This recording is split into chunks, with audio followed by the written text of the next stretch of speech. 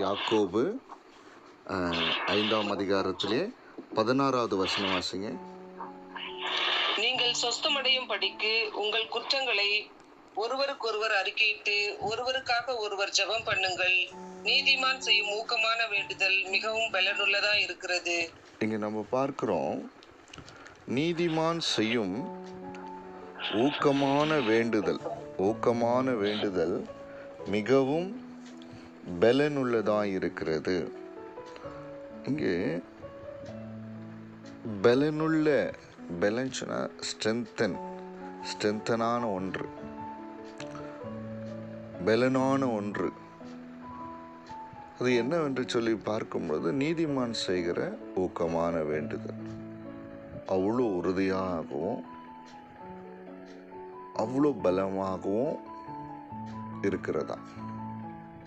அப்படின்னா என்னன்னு சொன்னால், தேவனிடத்துல சீக்கிரமாக போய் சேரக்கூடிய வேண்டுதலாக நீதிமானின் வேண்டுதல் இருக்கிறது. Praise the Lord. ஏன்னு சொன்னால் பாருங்க, நீங்கள் யோவான் 9வது அதிகாரம் 31வது வசனத்தை வாசிச்சிங்கன்னா, அதில் பாவிகளுக்கு தேவன் செவி கொடுக்கிறதில்லை என்று சொல்லி அறிந்திருக்கிறோம். பாவி செய்கிற ஜெபங்களும் வேண்டுதல்களும் துதியும் ஸ்தோத்திரங்களும் ஆராதனைகளும் பலிகளும் தேவனுடைய சமூகத்தில் போய் சேருவதில்லை. சரிங்களா? அப்போ அங்கிருந்து அந்த மாதிரி பட்சத்தில் எப்படி தேவனிடத்துலேருந்து பதில் கிடைக்காதுல்ல. அதே மாதிரி நீதிமான் செய்கிற அந்த ஊக்கமான வேண்டுதல் எப்படிப்பட்டதுன்னா மிகவும் பலனுள்ளதாக இருக்கிறது. ஆண்டவரிடத்திலிருந்து நமக்கு ரிப்ளை கொண்டு வருகிறதா இருக்கு, பதிலை கொண்டு வருகிறதா இருக்கிறது. விசேஷமாக பார்த்தீங்கன்னா, சங்கீதம் 34வது சங்கீதத்தில் 15வது வசனத்தை வாசிக்கலாமா? வாசிங்க.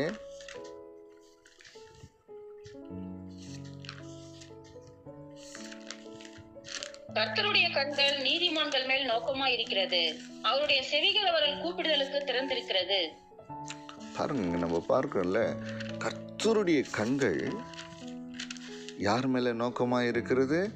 நீதிமான்கள் மீது நோக்கமா இருக்கிறது.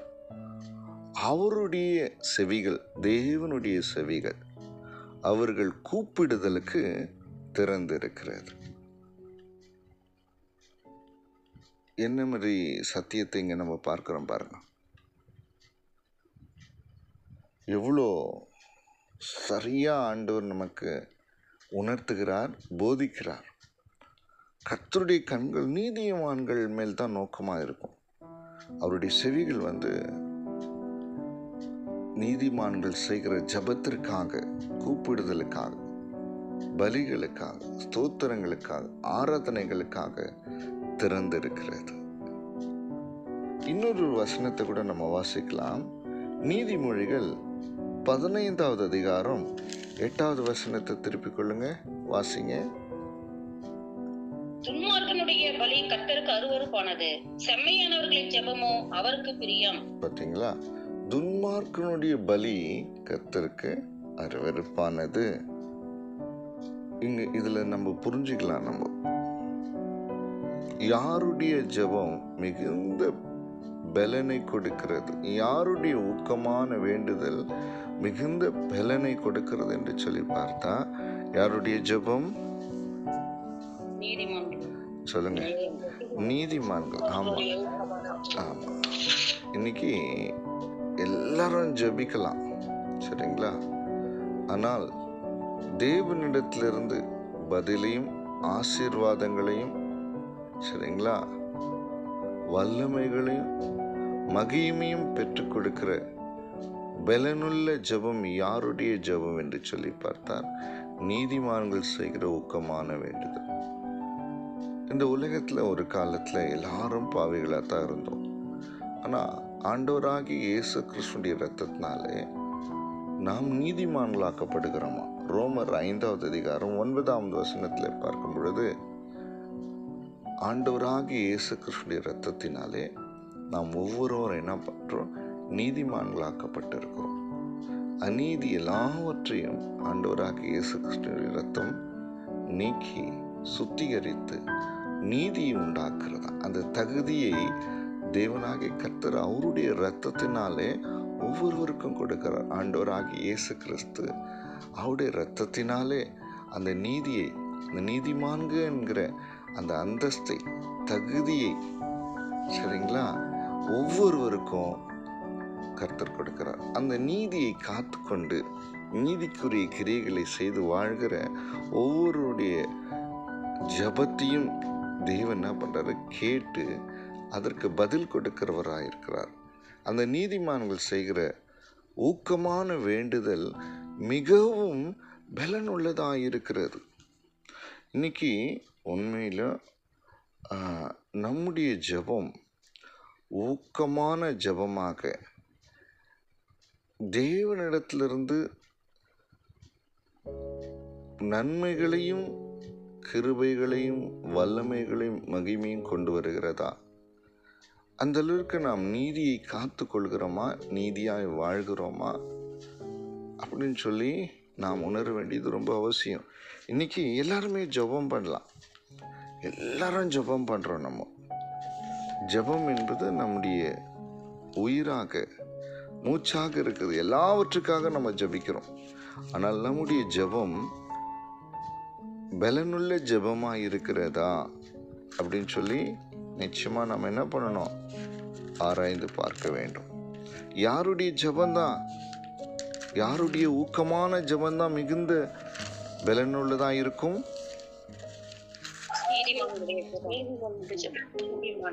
நீதிமான்களுடைய ஜெபம். ஏன்னா அதுதான் குவாலிட்டி உள்ளது. அந்த குவாலிட்டி உள்ள ஜெபம், அந்த தகுதி உள்ள ஜெபம் யாருடைய ஜெபங்களா இருக்கிறது? நீதிமான்களின் ஜெபமா இருக்கிறது. ஆண்டவர் தெளிவா சொல்றாரு, துன்மார்க்குடைய பலி எனக்கு அருவருப்பானது. இன்னைக்கு நம்ம உண்மையிலுமே நீதியை காத்து நடக்கிறோமா? நீதிக்குரிய கிரியைகளை செய்கிறோமா அப்படின்னு சொல்லி ஆராய்ந்து பார்ப்பது ரொம்ப அவசியம். அப்படி இல்லை என்று சொன்னால் நீங்க தெளிவா புரிஞ்சுக்கலாம், நம்முடைய ஜெபம் ஆண்டவருக்கு அருவருப்பானது. பாவிகளுக்கு தேவன் எந்த விதத்திலும் செவி கொடுக்க மாட்டார். இதை நல்லா லிசன் பண்ணிக்கங்க. எப்படி வேணா பேசலாம், எப்படி வேணா சிந்திக்கலாம், எப்படி வேணா வாழலாம், எப்படி வேணா யோசிக்கலாம். நான் போய் ஜெபம் பண்ணிடுவேன் அப்படின்னு சொல்லி ஜெபம் பண்ணால் அந்த மாதிரி ஜெபத்துக்கு ஆண்டவர் என்ன பண்ண மாட்டார்? பதிலை கொடுக்க மாட்டார். அவருக்கு அது அருவருப்பானது, அது வீணானது, பலன் இல்லாதது, பலன் இல்லாதது, நன்மைகளை கொண்டு வர முடியாதது, தேவன் அருவருக்கிறது, தேவன் ஏற்றுக்கொள்ளாததா இருக்கிறது. இன்னைக்கு நம்ம தேவனுடைய பிள்ளைகள் என்கிற அந்த ஸ்தானத்தை கர்த்தர் கொடுத்திருக்கிறார். நம்முடைய சத்தம், நம்முடைய விண்ணப்பம், நம்முடைய வேண்டுதல் யாருடைய செவிகளில் போய் எட்ட வேண்டும் தெரியுமா? தேவனுடைய செவிகளில் எட்ட வேண்டும்.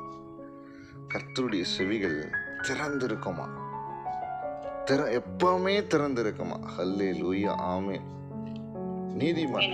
ஆனா இன்னைக்கு நிறைய பேர் நம்ம ஜெபம் பண்றோம், ஆனா அதனுடைய ரிசல்ட் இல்லையே, அதுக்குரிய பதில் இல்லையே. ஏன் அநேகர் இப்படி யோசிக்கிறாங்க? நம்ம எவ்வளவு ஜெபம் பண்றோம், ஆனா தேவ சமூகத்துல போலயே நம்ம நிச்சயமா என்ன பண்ணணும்? ஆராய்ந்து பார்க்கணும். நம்ம நீதி உள்ளவர்களாக, நீதியை காத்து கொள்கிறவர்களாக, நீதிக்குரிய கிரியைகளை செய்கிறோமா? ஒருவேளை அப்படி செய்யலைன்னு சொன்னா நம்முடைய ஜெபம் ஆண்டவருடைய சமூகத்துல போவாது. நீங்க எவ்வளவு நேரம்னா ஜெபம் பண்ணி பாருங்க, போவாது. யாருடைய ஜெபம் மாத்திரம்தான் போகும்? நீதிக்குரிய கிரியைகளை செய்கிறவர்கள், நீதியாய் வாழ்கிறவர்கள், அநீதியை வெறுக்கிறவர்கள், துன்மார்க்கத்தை வெறுக்கிறவருடைய ஜெபம் மாத்திரம்தான் தேவ சமூகத்தில் போகும். பாருங்க, ஒரு முறை தேவனாகிய கர்த்தர் சோதம் குமாராவை அழிக்க வேண்டும் என்று தீர்மானித்தார். இந்த சோதம் குமாரா என்கிற 2 பட்டணங்கள் அநீதி நிறைந்ததாய், பாவம் நிறைந்ததாய் இருந்தது. அங்க இருக்கிற மக்கள் மகா பாவிகளாய் இருந்தார்கள். அப்போ அந்த பட்டணத்தை அழிக்க தேவன் தீர்மானித்த போது ஆபிரகாம் தேவனோடு கூட அந்த பட்டணத்தை காப்பாற்றுவதற்காக வேண்டுதல் செய்கிறார். அவர் சொல்றார், துன்மார்க்கரோடு நீதிமானையும் சங்கரிப்பது உமக்கு தூரமாய் இருப்பதாக, நீதிமானையும் துன்மார்க்கனையும் சமமாய் நடப்பிப்பது உமக்கு தூரமாய் இருப்பதாக, சர்வலோக நியாயாதிபதி நீதி செய்யாது இருப்பீரோ அப்படின்னு சொல்லிட்டு 50 நீதிமான்களை கண்டால் அவர்கள் நிமித்தம் அந்த ஸ்தலம் முழுவதையும் ரட்சிப்பேன். அதுக்கு முன்னாடி ஆபிரகாம் ரட்சிப்பீரோ, ஒருவேளை 50 நீதிமான் இருந்தா அந்த ஸ்தலங்களை நீ ரட்சிப்பீரோ அப்படின்னு ஆண்டவர் சொல்ல, நிச்சயமா 50 நீதிமான்கள் இருந்தால் அந்த ஸ்தலத்தை நான் ரட்சிப்பேன். அப்படியே நம்ம பார்க்கிறோம், 50 நீதிமான் இல்லை, 40 நீதிமான், அப்புறம் 30 நீதிமான் இருந்தால் அழிப்பதில்லை, 30 நீதிமானும் இல்லை, 20 நீதிமான்கள் இருந்தால் அழிப்பதில்லை, 20 நீதிமான்களும் இல்லை, 10 நீதிமான்கள் இருந்தால் அழிக்க மாட்டேன், 10 நீதிமானம் இல்லை. அதனால ஆண்டவர் என்ன பண்றார் தெரியுமா, அந்த 2 பட்டணங்களை அழித்து விடுகிறார். ஏன் நீதிமான்கள் இருந்தால் தேவன் அழிக்க மாட்டார் தெரியுமா? நீதிமான்களுடைய ஜெபம் ஊக்கமான ஜெபம் மிகுந்த பலனுள்ளதாக இருக்கிறது. தேவ பிள்ளை, இன்னைக்கு நீதிமான்கள் இல்லாததுனால தான் சபையோ குடும்பமோ தேசமோ மேன்மையான ஆசீர்வாதத்தை பெற முடியல. இன்னைக்கு நம்ம நினைக்கிறோம் நம்முடைய ஜெபம் கடவுளுடைய சமூகத்தில் போயிடுது, எப்போ ஜெபம் பண்ணாலும் கர்த்தர் ஏற்றுக்கொள்கிறார். நான் உங்களுக்கு சொல்கிறேன், அது ஒரு தவறான புரிதல். அது யாருடைய ஜெபம் மாத்திரம் தெரியுமா தேவ சமூகத்தில் வரும்? நீதிமான்கள் செய்கிற ஊக்கமான வேண்டல் தான் மிகுந்த பலனுள்ளதாக இருக்கும். பாவிகளுக்கு தேவன் செவி கொடுக்கறதே இல்லை. பாவத்தை பேசிட்டு, பாவத்தை யோசிச்சுட்டு, பாவத்தை சிந்திச்சுட்டு, பாவ வாழ்க்கையை நடந்துட்டு தேவ சமூகத்தில் வரும்பொழுது மாத்திரம் பரிசுத்தமா எப்படி முடியும்? அது முடியாது. ஆண்டவருடைய செவிகள் நீதிமான்களுடைய கூப்பிடுதலுக்கு திறந்திருக்கிறதா. ஒருவேளை 10 நீதிமான்கள் மாத்திரம் சோதம் குமாரா என்கிற அந்த பட்டணத்தில் இருந்திருப்பார்கள் என்று சொன்னால் தேவன் அவருடைய ஜபத்தை கேட்டிருப்பார். அவருடைய ஜபத்து ஊக்கமான வேண்டுதலுக்கு மிகுந்த பலனை கர்த்தர் என்ன பண்ணிருப்பார், கொடுத்திருப்பார். ஏன்னா நீதிமான்கள் கூப்பிடும்போது மாத்திரம்தான் கர்த்தர் அவருடைய செவியை திறந்தே வைத்திருப்பார். இன்னைக்கு நம்முடைய ஜபம் தேவனுடைய சமூகத்துக்கு போனோம்னா நாம் நீதியுள்ள கிரியை செய்யணும், நீதிமானாய் மாறணும். இன்னைக்கு பாருங்க, குடும்பத்தில் எவ்வளோ கஷ்டங்கள் இருக்குது, சபையில் எவ்வளோ போராட்டங்கள், தேசத்தில் எவ்வளோ போராட்டங்கள், தனிப்பட்ட வாழ்க்கையில் எவ்வளோ போராட்டங்கள். ஏன் எந்த ஒரு மாறுதலும் ஏன் இல்லாமல் இருக்கிறது? இன்னைக்கு தேவன் உணர்த்துகிறார், உன் கிரிகள் நீதி உள்ள கிரிகளாய் இல்லை, உன் வழிகள் நீதிக்குரிய வழிகளாய் இல்லை. அதனால் இன்னைக்கு நம்ம தேவ சமூகத்தில் ஒப்பு கொடுத்து, ஆண்டவரே என்னை நான் ஒப்பு கொடுக்கிறேன், என்னுடைய ஜெபம் உமக்கு பிரியமான ஜெபமாக இருக்கும், நான் ஜெபிக்கும் போது உங்களுடைய செவிகள் எனக்காக திறந்திருக்கணும் ஆண்டவரே அப்படின்னு சொல்லி நம்மை தாழ்த்தி ஒப்பு கொடுத்து நீதிக்குரிய கிரிகளை செய்யும்போது நம்முடைய வேண்டுதல்கள் மிகுந்த பலனுள்ள வேண்டுதலாய் அமையும் என்பதை தேவனாகிய கர்த்தர் இந்த காலவெளியில் உணர்த்துகிறார். சும்மா ஜபிக்கிற ஜபங்கள் எல்லாம் வெறுமை, புரிஞ்சுக்குங்க, நல்லா புரிஞ்சுக்குங்க, அதுல எந்த ஒரு பிரயோஜனமா இருக்காது. எப்பவுமே தேவன் சரியா சொல்றார், பாவிகளுக்கு தேவன் ஒரு நாளும் செவி கொடுக்க மாட்டார். துன்மார்க்கருடைய பலி கர்த்தருக்கு அருவருப்பான். கர்த்தர் அவருடைய செவிகளை என்ன பண்ண அடைத்து கொள்வாராம். துன்மார்க்க ஜெபம் பண்ணும்போது அடைத்து கொள்வாராம். அதனால ஊக்கமான வேண்டுதல், நீதிமான் செய்கிற அந்த வேண்டுதல் மிகுந்த பலனை கொண்டு வருகிறது, மகிமையை கொண்டு வருகிறது, வல்லமையை கொண்டு வருகிறது, தேவனுடைய கிரியைகளை கொண்டு வருகிறது, தேவனிடத்தில் பதிலை கொண்டு வருகிறது, ஆசீர்வாதங்களை கொண்டு வருகிறது. ஆமேன். அநேக வேளைகளிலே நம்முடைய ஜெபத்திற்கு பதில் வராம தோல்வியும், அநேக வேளைகளில் நம்முடைய ஜெபத்திற்கு பதில் வராம சோர்ந்து போகிறோமே, அதுக்கு காரணத்தை இந்த நாளில் தேவனாகிய கர்த்தர் உணர்த்துகிறார். நீதிமான் செய்கிற ஊக்கமான வேண்டுதல் மாத்திரமே மிகுந்த பலனுள்ளதாயிருக்கும். நீதிமான்கள் கூப்பிடுவது மாத்திரமே தேவனாகிய கர்த்தர் கேட்பார். ஆமேன்.